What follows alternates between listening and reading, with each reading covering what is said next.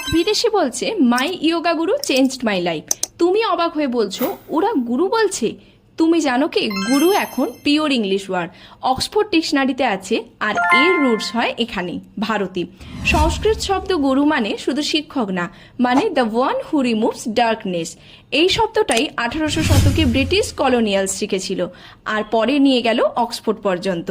1900 সালের দিকে গুরু মানে ছিল রিলিজিয়াস টিচার, কিন্তু আজ ইংরেজিতে টেক গুরু, ফ্যাশনস গুরু, এমনকি মার্কেটিং গুরু, মানে যে নিজের ফিল্ডে মাস্টার। আমাদের শব্দ এখন তাদের ল্যাঙ্গুয়েজের প্রাইড।